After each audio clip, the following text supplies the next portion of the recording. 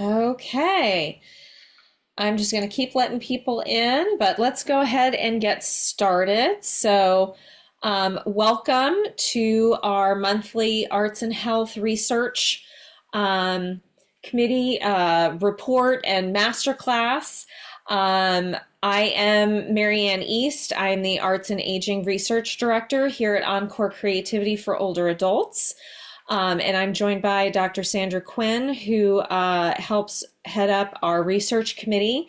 And the plan this evening is going to be to take you through some of the things that we've been working on over the last year, especially our singer and conductor surveys that we had you all fill out last fall when you registered, and some of those results. And then to talk to you about some of the initiatives that are going to we're going to be working on in this coming 2025 year. So I'm going to share my screen. And as we know, we always have to kind of talk strangely when we do that because we're trying to do two things at once. And So they, I'll say hello while Marianne's trying to do two things at once and free her of one and say, good evening, everyone. And I know many of us who are singers are now saying, are we gonna be singing tomorrow?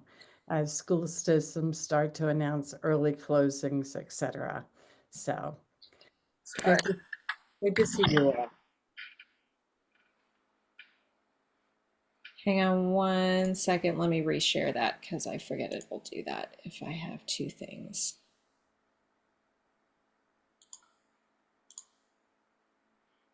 Up there. Let's see if this will work. Why is it doing that? I will tell you, Marianne, I couldn't get mine not to do that earlier, and I don't know why. Well, I unplugged my other monitor because it always does that when I have two monitors, but I don't have the other monitor on now. So while she's trying to problem solve here, I'll say that we're going to take turns and each of us do certain sections. At the end of a section, we'll ask you if you've got any questions to put them in the chat. And we're trying to address them as we go. If we find there are like a lot, we may have to move on and then, check back, look at the chat and respond to them as we get to the end. Haha. Success. Great. As we said, welcome. We're going to talk mostly about the survey results, and I know you all have been very interested in learning about those. But just a little bit about the research committee itself. We worked last year when we formed the committee on a vision statement and a mission statement. So those are stated here. This committee seeks to position Encore as a national thought leader in creative aging. We're trying to elevate who we are and where that we do exist and the knowledge that we have here at Encore and how can we share that with the larger creative aging community. And the mission of the Arts and Health Research Committee is to utilize research to explore and advance the impact of the arts on the health and well-being of older adults, with the current focus on music and singing, because that's where Encore is currently focused our programming. These are the members of our committee. As you can see, we have folks that come from a lot of different backgrounds. We have, folks that are in the academic setting doing research. We have folks that are kind of in the trenches doing the work of music and memory and music and health. And then we have some of our members are in brain health, so broader than just music, but overall brain health. And and looking at, we've got a lot of folks with AARP, of course. And so we've got a wonderful, varied amount of experience in our. Sorry, I'm trying to get people in the waiting room too, on our committee. So over the past year, we have conducted the two surveys, one for our singers and one for our conductors. We are working on a plan for a Melody Makers research project that is Encore working with George Mason University, Insight Memory Care Center, and Goodwin Living, where we have our programs currently exist. And that research project is really working on developing an evaluation tool that we can use at the end of every semester or periodically to evaluate the programming and what kind of effects it's having. Is it accomplishing what we want to accomplish? How might we change the programming to improve it? So that's what we're working on with that. And that will start in the fall, this fall of 2025. Um, and as most of you have heard, Sandra and I submitted a proposal for a chapter in the Oxford University Handbook on Music and Aging. And so we are in the process of editing that and waiting for notes from the publisher and the editors. And so that is moving forward. And you can see the title there. And it's really just telling the history of Encore from the research with Dr. Gene Cohen all the way to Gene Kelly founding the organization and how it has evolved over the last years, going through a founder transition into new leadership and where we look to go into the future. So it's really just a way to tell our story as an example of how an organization like this, can go from concept and moving forward. So that is expected to be published sometime this calendar year. So I'll follow up one thing from Marianne's presentation. Many of you know that certainly for the singers, typically Encore collects very little information. You know, your name, your address, your email, where do you want to sing, what voice part do you sing, and that was kind of it. And similarly, you know, with the conductors, the artistic director has their personnel files and things like that. But we didn't really have what we needed. It kind of as a baseline of who are our singers, who are our conductors, and the chapter is kind of who are we as an organization through the lens of organizational development theory. So we've sort of viewed these as putting into place a foundation for further grant seeking, for Joshua to work with donors, etc. So this is all our baseline. So our singer survey. So this survey was really focused on chorale and rock singers who were registered for the fall 2024. And so we were interested in being able to more fully describe the demographics of our group, look at what previous musical experience they had, what is their experience with Encore been, and what programs, how long, etc. Their perceptions of their experience in rehearsals and with our conductors. And then we used a number of existing measures and survey scales to look at key questions that we were interested in, some of which are similar to the Gene Cohen study in 2002. So we were interested in self-reported health, mental health and well-being, life satisfaction, loneliness. And so you'll hear more about all this in a moment. Next slide. So the methods, and on this phone, or on this call, we have two of the critical people who've moved this along with us. Survey creation included developing original items, using established measures like the RAND 20 item short form, looking at health, the UCLA loneliness scale, and others.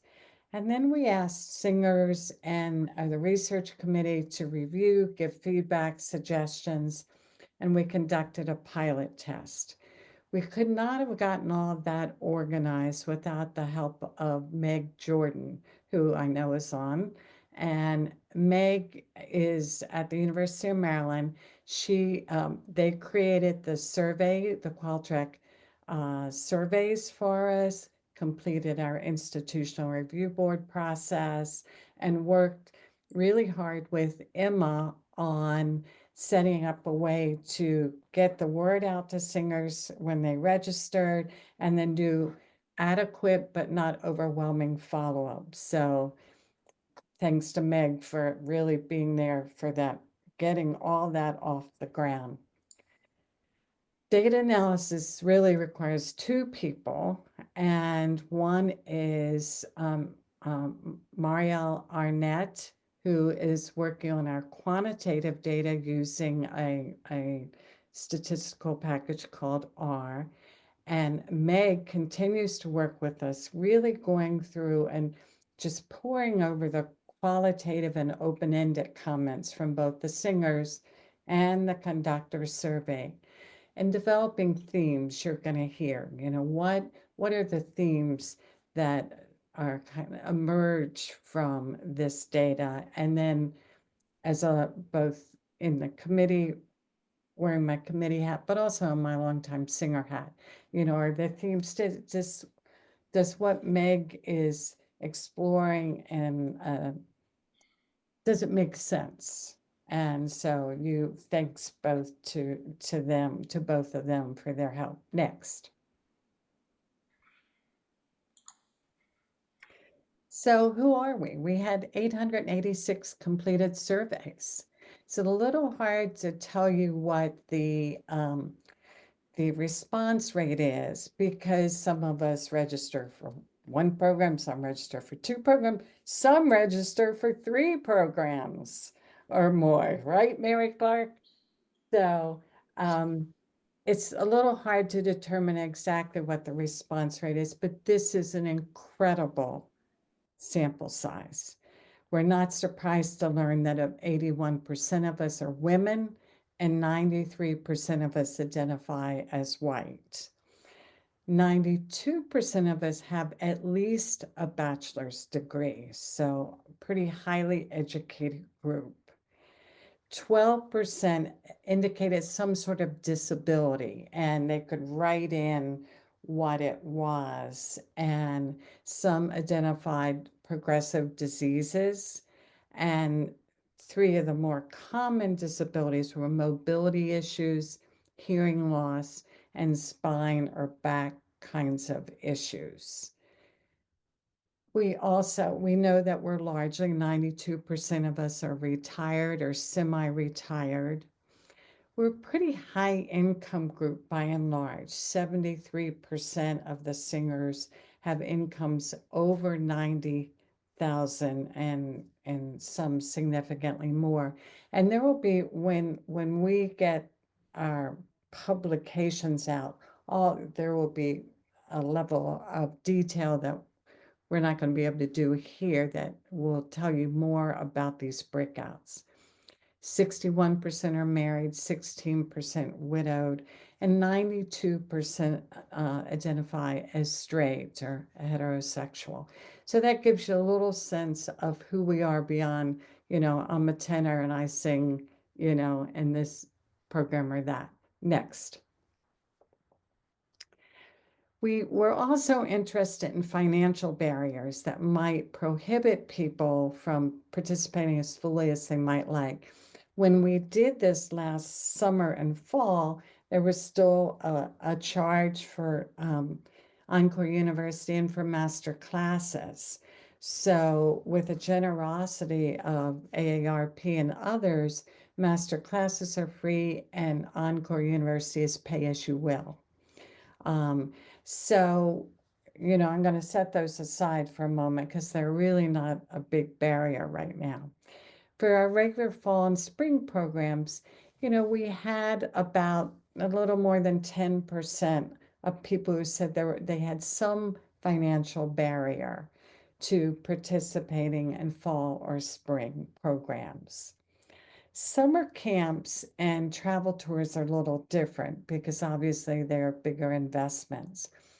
And what we saw for the summer camps is 68% said no financial barrier, but that leaves us with a significant proportion that have some level of financial barrier to participating in a camp. Travel tours, it got, as we know, those are more expensive, right? And so travel tours, we saw more finances being more of a barrier. So 25% said there was some barrier, and 17, almost 18% said there were significant financial barriers to participating in travel tours. Next. So, how many people were singing before they got to encore? And, we're a group that does a lot of singing, as you can see. So, 74% of our singers who completed the survey indicated they had had some sort of formal musical training in their life, and 79% had at some point in time played an instrument. 28% had sung less than 5 years before they became part of an encore program, but over 50% had already sung more than 10 before they started singing with us in encore. And you can look at those 19% singing more than 41 years. So singing in other community groups, most frequently churches, was one place people sang. So people have been singing all their lives, and some of us that are newer to that. Next, please. Sight reading is something that is obviously critical to performing, but one of the lovely things about Encore is that our conductors make it possible for those that are not strong sight readers or not sight readers to participate. And so what we see here is about 9% of us in the fall said they could not sight read, and 11% said they needed help.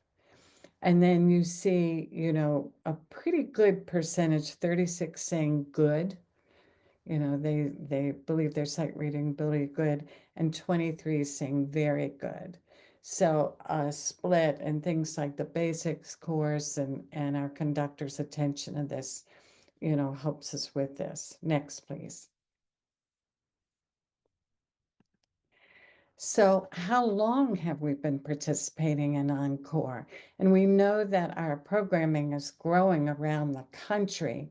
So we had 15% who last fall indicated it would be their first time with us, and 11% who they were still under a year. But on the other side, we have 15 who've been 4 to 6 years, 11, 7 to 9, 15 more than 10 years. So people obviously stay with Encore, and many for years and years. Next.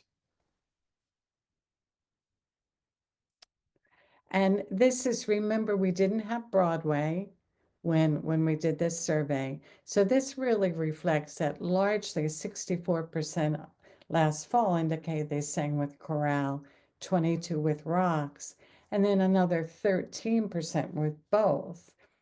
Smaller numbers participating with Arts for Life programs as volunteer singers, and then, of course, now we have Broadway, and so there are a number that are doing at least 2 and some 3 programs. So this is a group, obviously, that's pretty darn dedicated to their Encore programs. Next, please. Because we emerged from the pandemic, one of the questions that Joshua was interested in was what other, what did we know over like a 3-year period about people's participation in other programs besides our spring and fall regular programs? And 277 said they didn't participate in anything outside their chorale or their rocks. Uh, semester programming.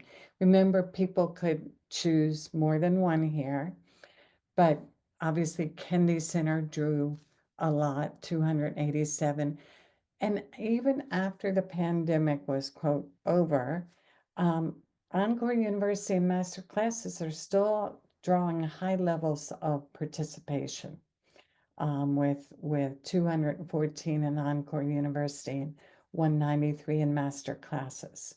So there is obviously, we know if we go out on a camp, Rocks Camp being my example, that there are always more than 100 singers. So, but this is what we got from the participants who responded to the survey. We engage in, certainly many of us, in a significant number of encore programs. Next.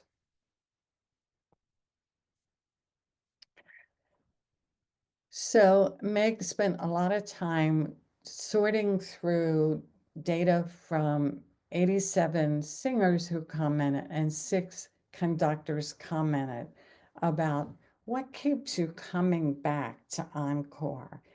And Meg really sort of said, okay, it appears to coalesce in 5 themes. And then we talk them through. Satisfaction, that people talked about they liked having that sense of purpose. They appreciated the challenge of learning new skills. Many of us consider ourselves lifelong learners. Learning to be better singers with the support that Encore puts in place for us, and that achieving a challenging goal is rewarding and satisfying. So when we start a semester and we get a piece in our repertoire that we go, how will we ever sing this, right? That sometimes that happens, and then we get there and we do it, and it's so a lot of satisfaction. People talked about benefits to their physical and emotional health, but also it just alters their routine. And let's face it, it's fun, right? So they talked about those benefits. For many, it's part of a connection to the arts more broadly, but specifically to a love of music in many forms, but not just passively performing it and making music. And we see that from some of the, significant portion that have been singing or playing instruments for a very long time. The connection between singers and singers is vital, but the connection between singers and conductors is important to both the singers and the conductors. And that is another reason for coming back. But also having our voice part groups and smaller groups in our rehearsals, it allows for an emotional and perhaps deeper connection than you might have with many and some of our large ensembles. And finally, ease of attendance, convenient locations, online rehearsals. And I would throw in one just personally, because tonight they're going to be working hard, all of our coordinators communicating about what's going to happen with the snow. Next, please. So we used a RAND 20-item form that looked at different aspects of health. One common survey question in national and international health is what is called self-reported health. In general, would you say your health is? And so what you see, I think, is pretty extraordinary for a group of older adults. We are very positive, and 73% of us say our our health is either very good or excellent. So that's something to celebrate, right? That's really important. There's no significant difference by age. There's no significant difference by years in Encore. One thing that is clear, and this is clear in any other national health surveys, is that higher income is associated with better health. And that's true in the US, it's true in other places around the world. So that was true for us as well. Next, please. We also had a section of 4 items that asked about our current health. And 0 was those that said never experienced good health. The time period was in the last month. 5, the upper end of the scale, was experience good health all the time. Our mean as a group was 3.11. And so we really skew toward reporting very positively on our health status, which is very exciting, and also part of why we are often out doing what we're doing to maintain the things that it takes to maintain our health.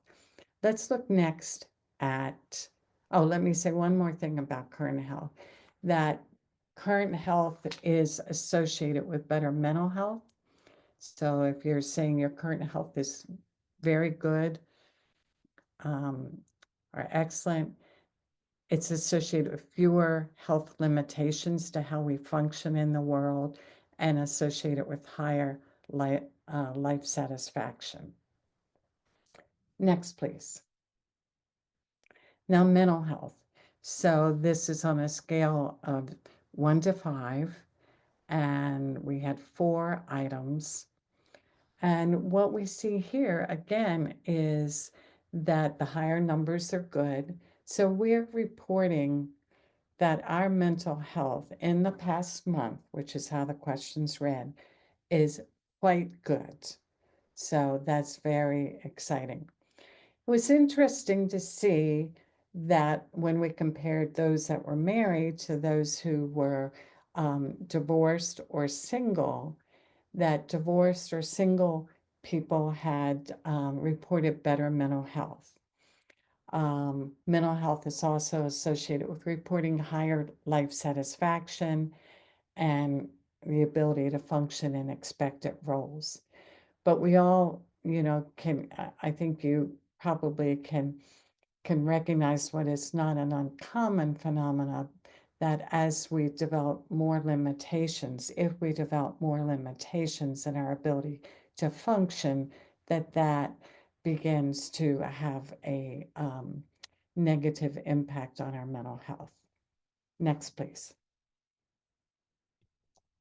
We're getting there. We're getting through this, but there's a lot, and we've left out things too. One of the scales used to look at loneliness, which we know is a national and to some extent an international challenge, and it's often particularly true for older adults. And so this was a very it's a well-respected but short scale that was easy for us to use. And the bottom line here is 1 is very low or negligible loneliness. I'm not lonely. And 3 is considerable loneliness. And so what you see here again is our means on these items show that we're reporting that we don't see ourselves as lonely.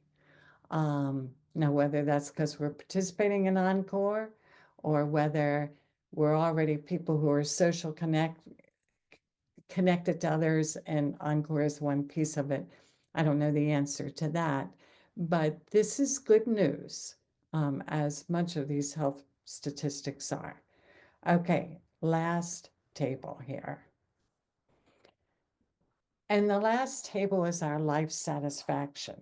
And this is also one where the scale is higher satisfaction is 4, and we are all reporting means by length of time in Encore that show that we have pretty good life satisfaction. We're pretty satisfied with our lives. The one group that was statistically different was those that were in Encore for the first time. They were different than the other groups. But that said, as some say, what's a statistical difference and what is a practical difference? And I would say, practically speaking, it doesn't look like they're very different from the groups that have been with people who've been with Encore for longer periods. And I think that is it. So there's more data than we can possibly cover tonight. That's for one thing. We are continuing to do some further analysis as we finalize a paper for submission to a peer-reviewed journal. And we are largely reporting, we're a healthy group, which is terrific. We are socially engaged. We're satisfied with, and our participation with Encore is meaningful. We stay with it for considerable periods of time. And there's more, so I'll stop there. So, are there any questions for Sandra about all of that information that she just gave? You can pop them in the chat, or if you want to use the raise your hand function, that I'm happy to call on you. Are there any questions about the singer portion of the survey?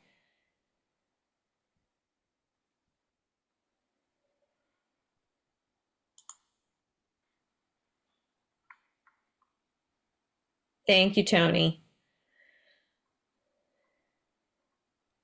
Marianne, Yes. it just would be easier than to typing a big question. Yeah. Go Yeah, ahead, Tony. as a, I was impressed with the results and the overall satisfaction there in the last slide with overall well-being and connectedness, etc., was so high, and that was terrific. But I'm a coordinator for Fairfax. Mhm. If you have like 3 points I could make at my next gathering of my singers, what would you want me to say? Or to really for any coordinator, if there are other coordinators on the line. Hmm. I think that, that's a good question. That, well, I don't know where to start, Tony. But I think that many things we know about our physical health, our mental health, our well-being are tied up with remaining active in whatever way we can, remaining connected to others, continuing to learn. And I think what you see in some of these results is, in fact, that is happening. And, this is a cross-sectional. We're not looking at longitudinal data here, so we can't necessarily, say cause and effect. That's why you hear me use words like associated with. I'm not saying being an Encore causes these things or creates these things, but we know that, and you're going to hear some more in a few minutes about conductors and singers' responses. We know that there is much in what happens in our participation in these programs that we benefit from. So I would say, if you're new, if you're struggling, ask for help, take the basics course, don't give up. We always get there. Mm-hmm. Mm-hmm. We always get there at the end of the semester. Yeah. And when we do, wow. Yeah. Well, thank you very much. I didn't mean to put you on the spot there with that question. No problem. Thank you, Tony. Peter asked in the chat, what would we expect from comparison samples who are not in the arts or singing programs? What quality of health would a typical older adult report? Yeah, Peter's one of our, I think this is Peter, our committee. Mhm. Yeah, okay, I can't see everyone on the screen. Um, well, the evidence would tell the tale, of course, right? But I would say that, again, a group that's active, that's connected, that's, using their brain, that's singing physical, as we all know, might look quite different than those at home, not as engaged out in the broader world. But that's, that opportunity to do some comparison groups would be interesting. And then, as you know, we've talked about the idea, we would love to do longitudinal study Mhm.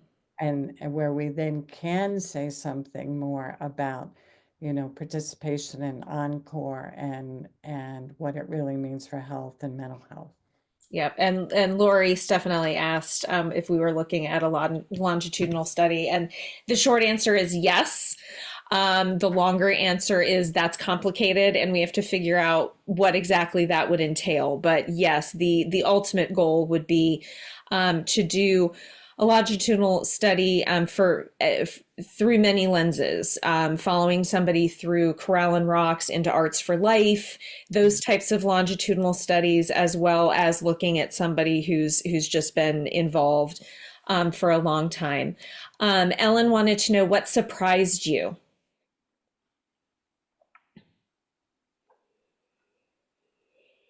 I probably should let Meg's been, and I know you just put something in the chat. Meg has been, with me through the creation of all this, and so they are sort of an observer. But I would say what surprised me is number one, the 886 completed surveys. So that's you all, and that's all of us. So that was just, I mean, every time Meg said, we've got this, I'm going, we do? So that was one thing. But I think the extent to which, the health ratings, the mental health ratings were really, I want to say some of those were somewhat surprising in terms of how high they were, Mm-hmm. Mm-hmm. which is great. Yeah. And Meg just added in the chat, one thing that they saw was comments about the little acts of kindness and how much that mattered to someone feeling like they belonged. Thanks, Meg. Good. Any other questions about the singer portion of the survey? Have to defrost because Anita, did you have a question? Sorry. Anita, Sorry did you have a about that. question? It was just applauding the number of surveys that you got returned. So I Thank you all. Activity didn't want to haunt you with blown up food in the background. But I love this. Thank you. Oh, you're welcome, Anita. Thank you. Thank all of you. All right. Well, let me go back and share again. See if we can do this successfully. Okay. So as you know, there was also a survey that went out to all of the conductors.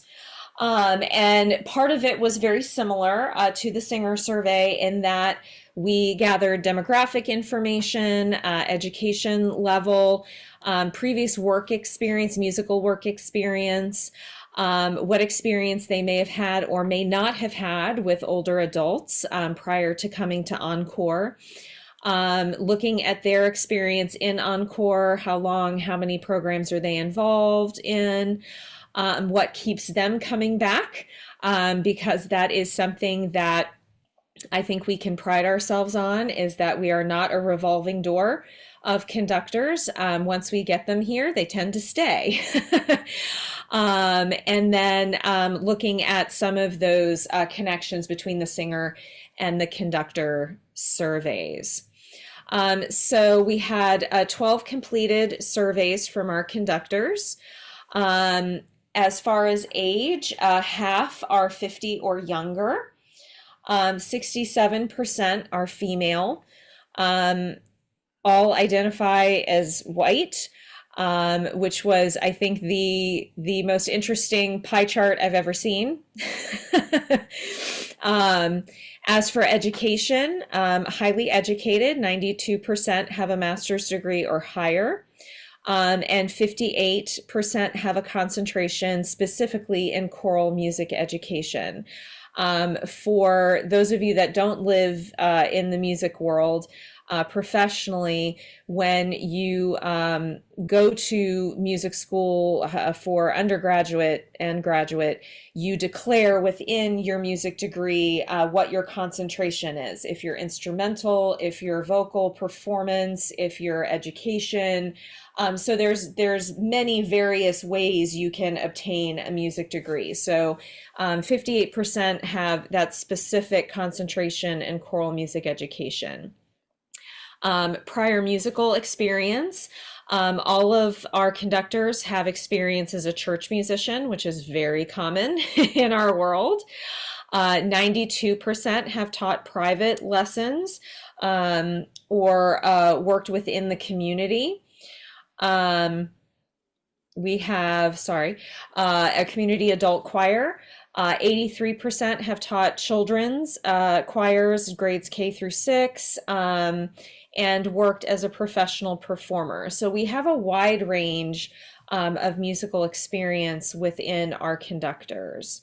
Prior experience with older adults, all reported being somewhat prepared to work with older adults. That was how we phrased that question was, did they feel very prepared, somewhat prepared, or not prepared at all when they came to Encore?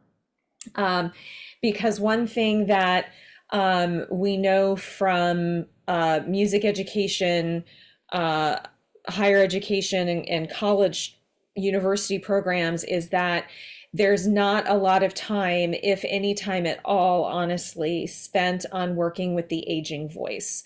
Most of your instruction is really concentrated on K through 12 learning. And so that's something that we don't tend to get formal education about, and you learn it on the job. And so for most of us conductors, that's through something like an adult community choir or a church choir position where you start working with older voices. And then length of time at Encore, 50% have worked here 1 to 3 years. So half of our conductors currently are somewhat new, which is great because we need to keep finding, and especially as Sandra mentioned, we're growing all around the country. So as much as I love Indianapolis, I can't commute there every week. So we're growing our workforce as well. Looking at prior experience, public and private school instruction, that K through 6 experience, we had quite a few conductors there, as well as that church musician experience and private lesson instruction, and then professional performers. So the folks that are in front of you and working with you have a lot of different experiences that bring a lot of different skills to working with you. Length of time with Encore, as you can see here, so half of our conducting staff has been here 1 to 3 years. We have 8% that were brand new to Encore when they filled out that survey, or had only been with us for a semester. We've got a small group that's been 7 to 9 years, a larger group here that's been 4 through 6, and 10 to 12 years. So we've got a few folks that have been here for quite some time. So if they're here for that long, what brings them back? What was it about Encore that made them come initially, and what helps them stay? So you can see the biggest reason is the singers, which I think says a lot about you, not only as musicians, but also as people, getting to know you and developing those relationships. The second largest reason was continuing to learn and grow as a conductor. Just like many of you are lifelong learners, many of conductors, we want to continue to improve our craft and to grow and not be conducting the same 10 pieces every 5-year rotation. We want to learn new music. We want to experience new groups and new ways of learning as well. And we want to improve our craft. There were other reasons as well, things like pay. We are compensated very well, which is wonderful. That we have a sense of fulfillment in our work. We have a supportive work environment. I know many of you feel very supported as singers, and we feel very supported as conductors as well. And that help and support from a coordinator. Boy, do I wish I had a coordinator for every group I worked with. It really helps to have that extra support in the rehearsal as well. Many enjoy a lack of administrative responsibility, that we can really concentrate on the music and singing and rehearsal plans and the music making with you.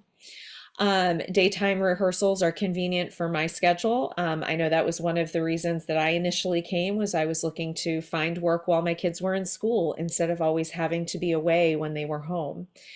And enjoyment of the repertoire.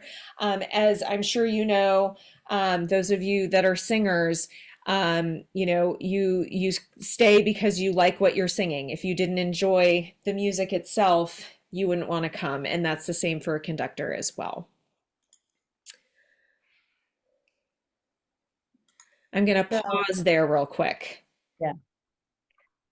So Pat, you asked a question and Marianne, were you disappointed with the overall conductor response, especially considering average longevity? Meaning the rate of response? Yes.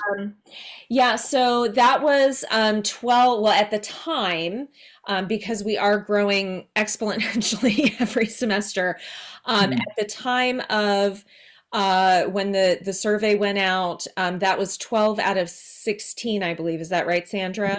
Yes. Yeah, so that response rate is still very good. Okay. Would I love to hear from every single one? Absolutely, because I'm sitting here wishing I knew what wasn't said. But 12 out of 16 is still a very good response rate. Yes. No, I was thinking, the 40 something group, maybe there were 35 and it was only half. That's way high. Thanks. Yeah, absolutely. Thank you. And Meg just reminded me it was 12 out of 18. Oh, 18. Okay. Still very good. Still very good. Are there any other questions about the conductor portion of the survey?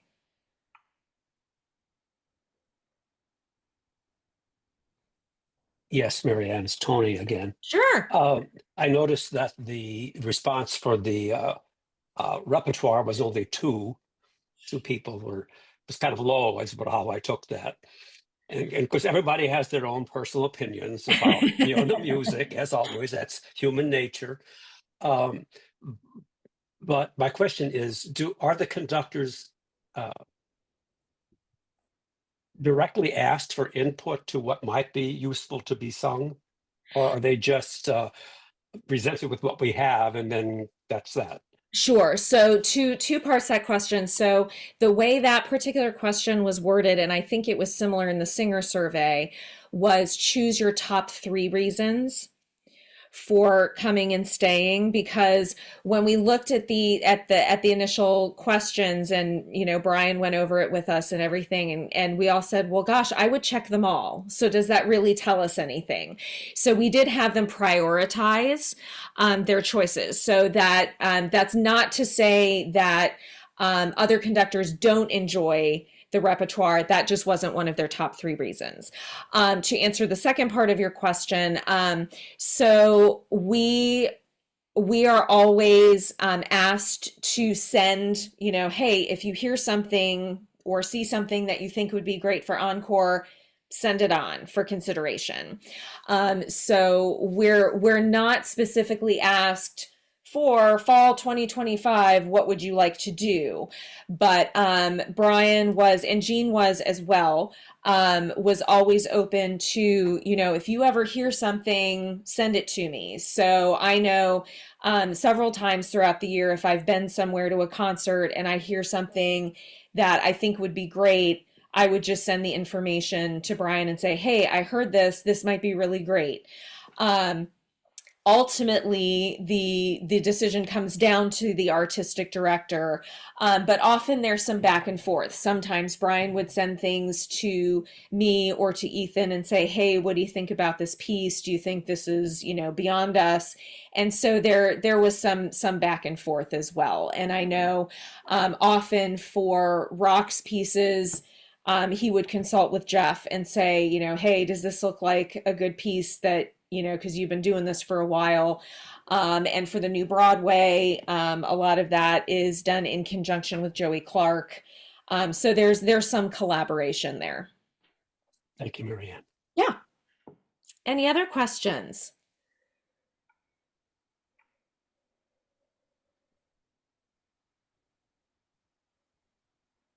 I'm just checking the chat. Doesn't look like it. Okay. All right. Then let me share again and we will move forward. So one of the things we did when we were developing the survey is that we wanted to sort of mirror, if you would, and ask questions from and gather data from the singer perspective and the conductor perspective. And one of the specific things we were also really interested in was what were best practices? What did the two groups think worked well? Because remember, that a number of the conductors said they had not really had much experience working with older adults. So that's Meg has been the sort of the primary. Meg and Mariah are central to this even being before you tonight, and so they worked back and forth on looking at the quantitative.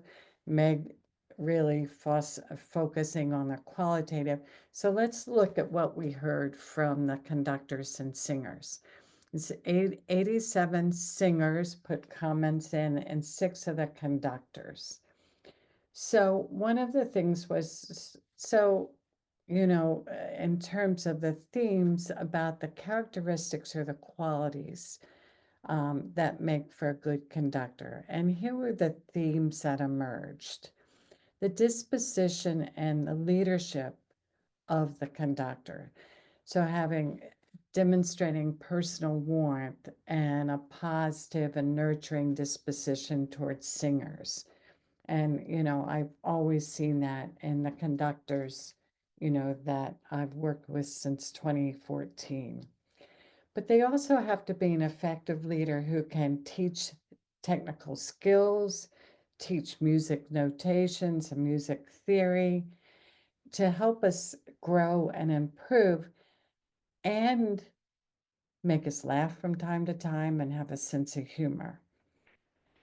That they comport themselves professionally and that they really are committed, and it shows to us as singers that they want to work toward the success of the group. Personal connection is vital, and it's a personal connection between conductors and individual singers, but also with the choir at large. And I remember in some interviews we did with conductors, one of the conductors said that they knew that they would want to reach out and develop individual relationships, greet people at the door, get to know new people, etc. What they didn't realize is they would have 60 new moms and dads who were interested in their lives. That they show appreciation and they celebrate the success of the choir and show that they enjoy working with us. And you can see as a singer, You know, many, many times when I've seen the conductor in a concert put his or her hands over their heart, you know, to signify how happy and pleased they are with us. Those personal connections and bonds are important. But it was interesting that they build a relationship with members that enlarges their worldview and offers them connections outside the encore environment. And we see that with many of our conductors who, in all their other activities, make space to bring us in if we want to be in, whether it's, you know, going to a recital, whether it's going to another concert, whether it's going to some other sort of program that they introduce us to. Finding the technical skills. So not only just their individual talent, but also a solid background in music theory and the ability to teach it to people who may not know much, if any, musical theory at all. And so it's you're not just conducting, you're being that educator, you're whipping out the whiteboard, whatever it is, and teaching us notation, etc.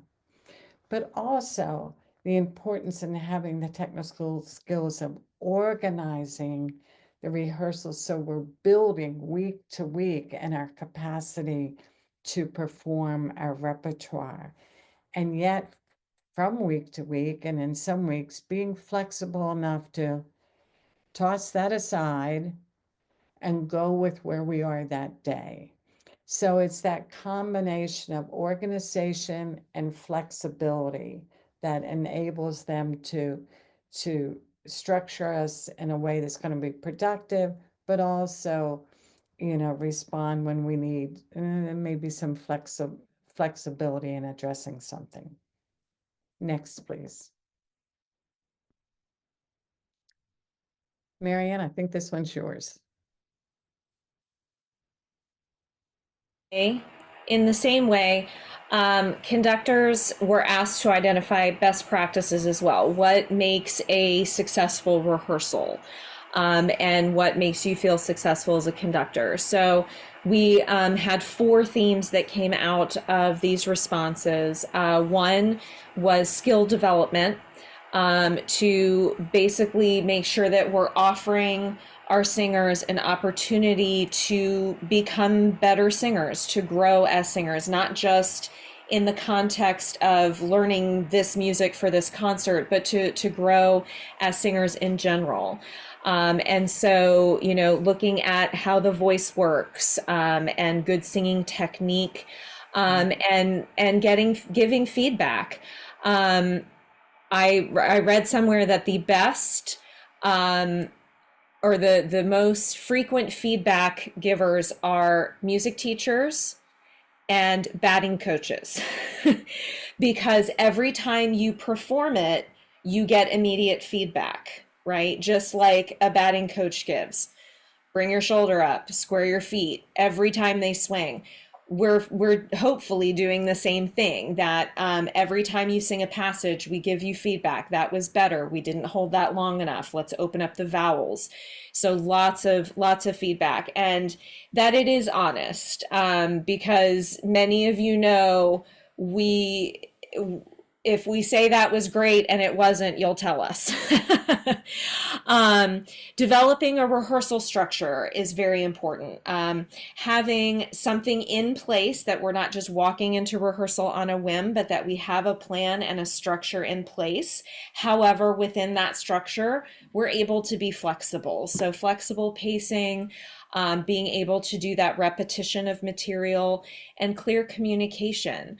If I say it once and we don't get it, can I explain it a different way, or can we experience it a different way so that you understand it? And we want to make sure that at the end of rehearsal that you feel like you've made progress. You feel like you're better at it than you were when we started. And that it's fun, right? If it wasn't fun, you don't have to be there. You wouldn't come back. And the same for conductors. We want to feel that sense of accomplishment as well, and that sense of fun that we know that we have made progress and that we enjoyed doing it. A dedication to excellence. The conductor sets the choir up for excellence when they have high expectations, right? We want you to succeed. We want you, I know some of those pieces, as Sandra mentioned earlier, how are we ever going to learn this? So we want that challenge, but we want you to succeed in the end. So making sure that we have that rehearsal structure and those skills so that you can succeed. And again, you know, we do know that you all are volunteer singers, and that the excellence will be there, but we don't have to push as we would perhaps in a professional setting. And again, that relationship building, we've heard that several times this evening, that we set aside time to work with you, to get to know you, to allow you time to get to know each other, that you're missed when you're not there. I tell my choirs all the time, if one person's missing, we're not the same choir. It does make a difference. And you know, getting to know you as people, not just as, you know, so and so who sits in the soprano section, but to really get to know your life story. How did you come here to Encore? What have your experiences been? I learned that a singer in one of my choirs has been on every continent. That's really cool. And that we offer patience and consistency, that we want each rehearsal to feel the same, but we are patient and we are flexible to serve you as you need.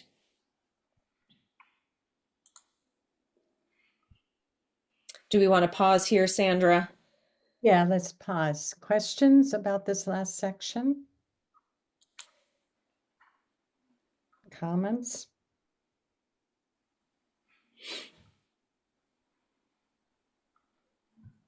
That's Tony again. Sure.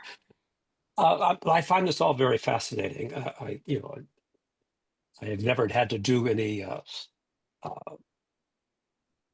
this kind of statistical stuff. You know, luckily, when I got a master's, I didn't have to do statistics. So anyway, I just want to make a comment about the relationship between the conductors and the coordinators. I think that's very important. Mm-hmm.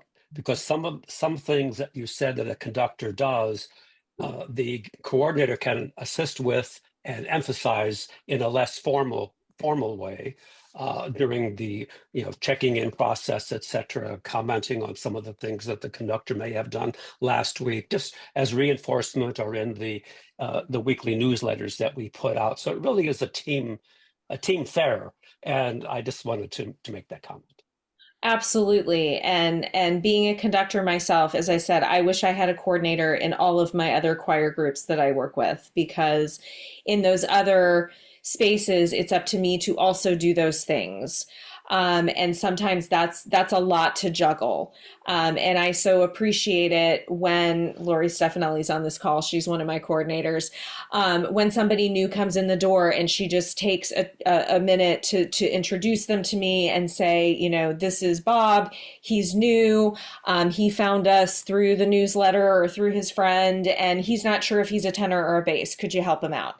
And so I immediately know who this person is. Next week, I remember his name. I say hi. And so absolutely that relationship is really important on both sides. Absolutely. Thank you, Tony. Any other questions or comments?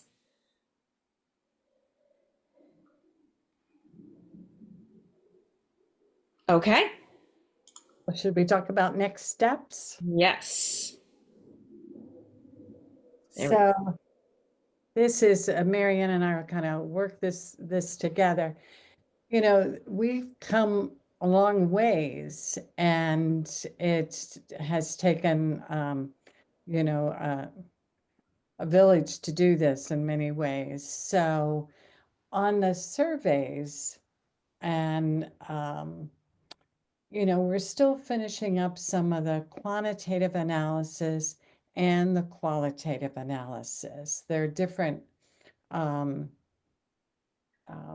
They are both challenging and in different ways. And so Mariah and Meg and I and Marianne, when she can join us, are just working through, and we're getting close to finishing that. We have identified, if we're going into the research world, peer-reviewed publications. Many of you may have worked in fields, may have written for publications, are a currency that's important, and it's part of establishing your credibility.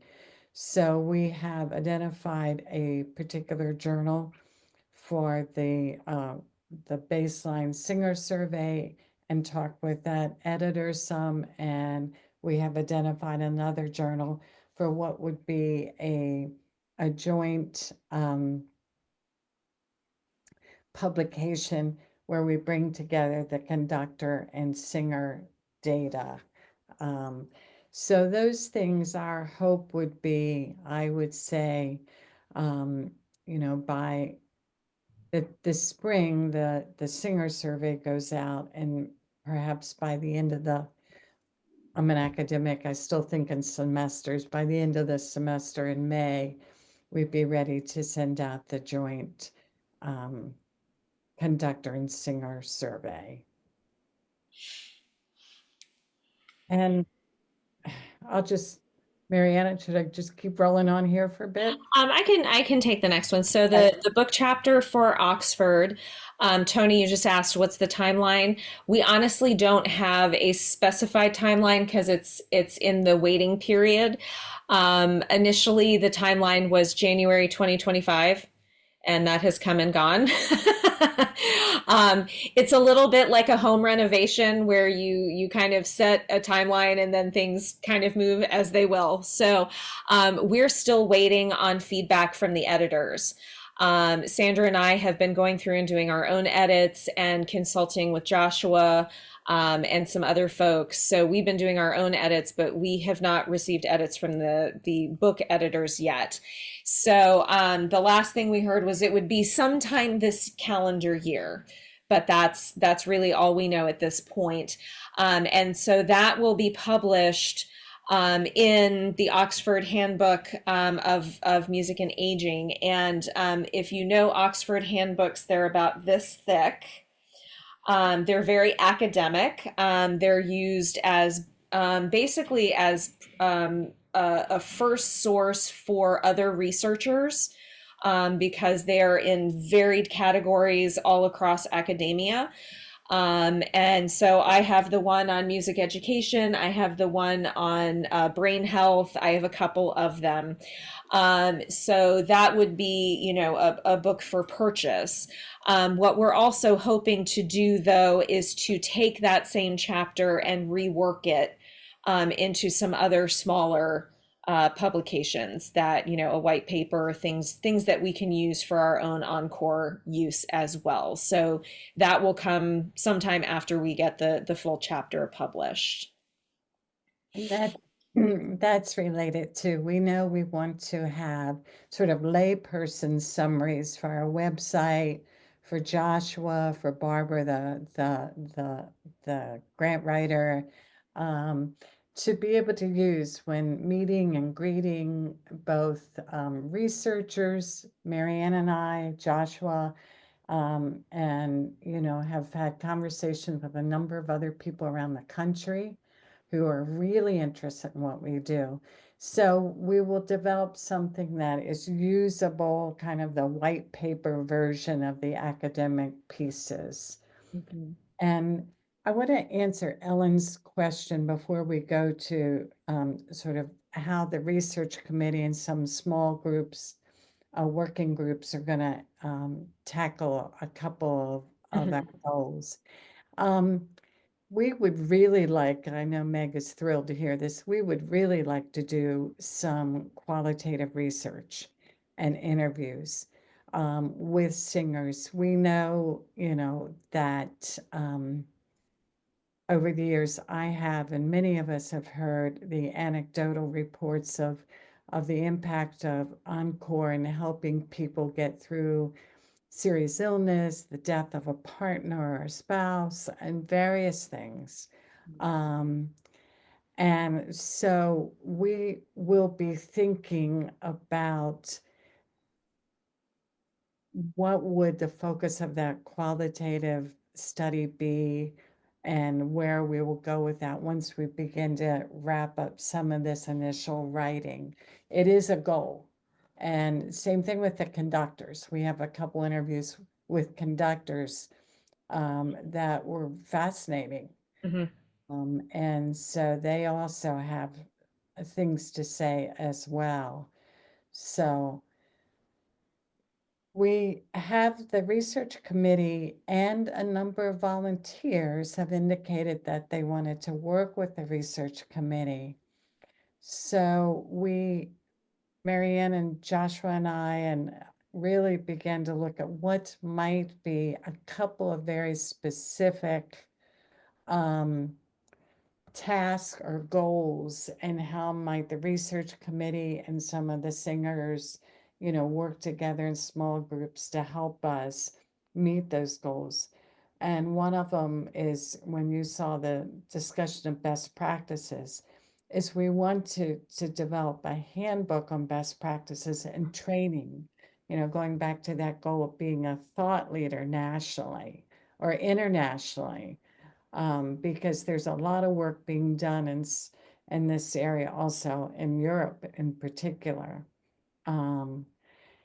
And one of those small working groups will take over sort of the responsibility of working with us on, what should the Masterclass series on research feature. I mean, we have some master classes that are more artistic in nature, but what researchers might we want to hear from? Could we benefit hearing from?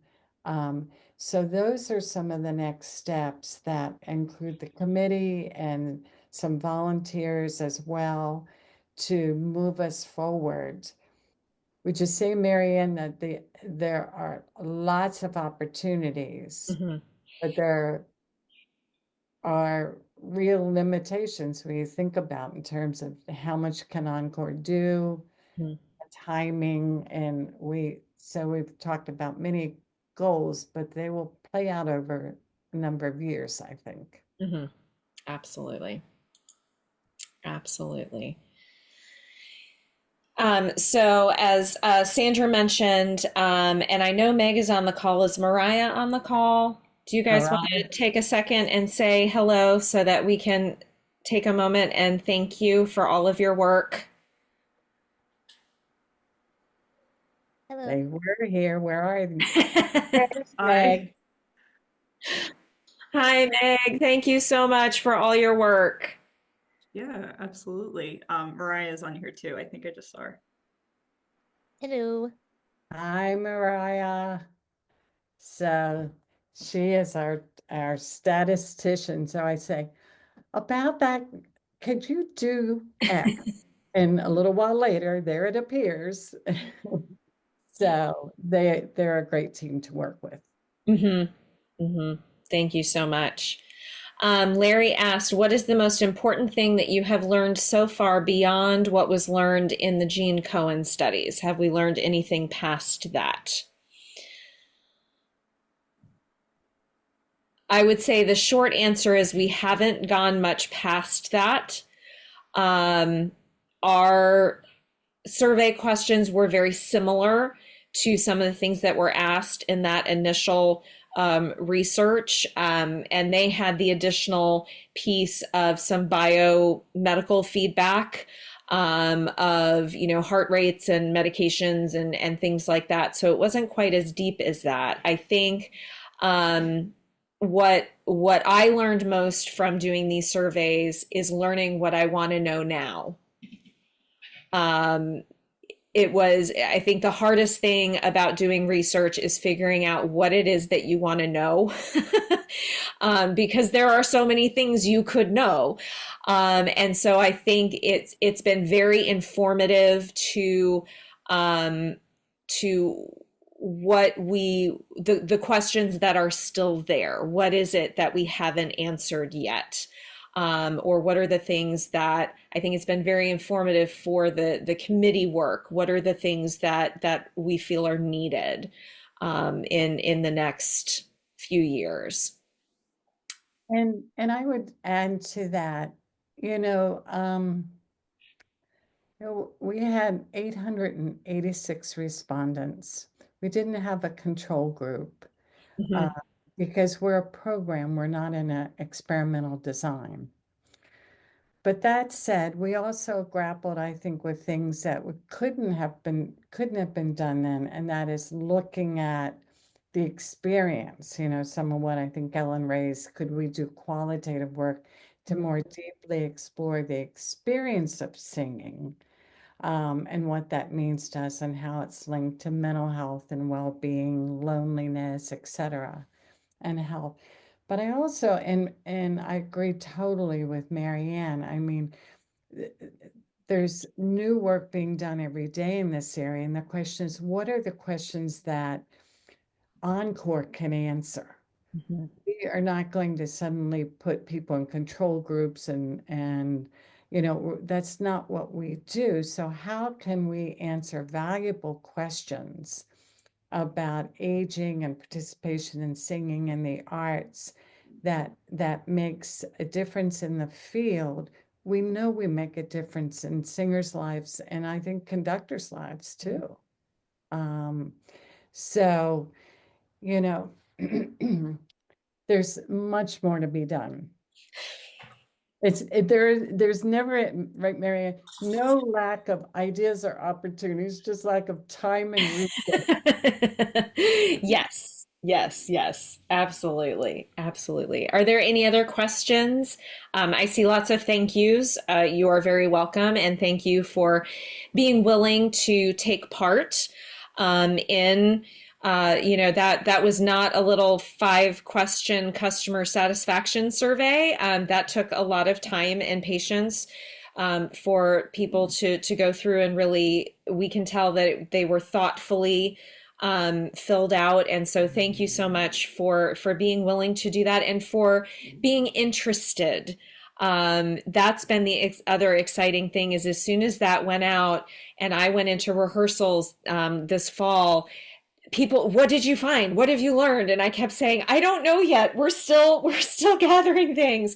But for being excited and being interested in this, I think that speaks to what we can do going forward. That if you're willing to partake and you're really interested in what Encore can do, that's wonderful. It shows your investment in the program as well. And I echo all of that. Encore is, for so many of us, I say it was the best thing I did for myself as an adult. You know, and so I think that your dedication, the singers, the conductors, the staff, you know, the leadership, Joshua and Brian and Marianne were just right there, you know, to get us this far and to lay what I think were some of the foundational pieces that we were missing. Mm-hmm. And now, thanks to everybody, we have. Mm-hmm. So. Great. Keep an eye on and if you have not visited our Why We Sing page on our website, Emma Spicknall initially put that together. It's full of links to different articles, including the original Gene Cohen study, if you've never read it. And other articles about singing and health that we've kind of gleaned. And so that's going to be one of the repository pages for us as Encore to put out some of this information. as well. So keep an eye on that Why We Sing page. And as you're talking to people about, what is this encore thing? That's the first place that Joshua points people is to that Why We Sing page, because it's beyond the community choir. We're really looking at why we sing and making sure that we are doing the best we can. So thank you all for coming. Have a stay warm and safe over the next few days. And stay tuned. There will be more to come from us in the coming months. Absolutely. Thank you so much. Have a wonderful night. We'll see you soon.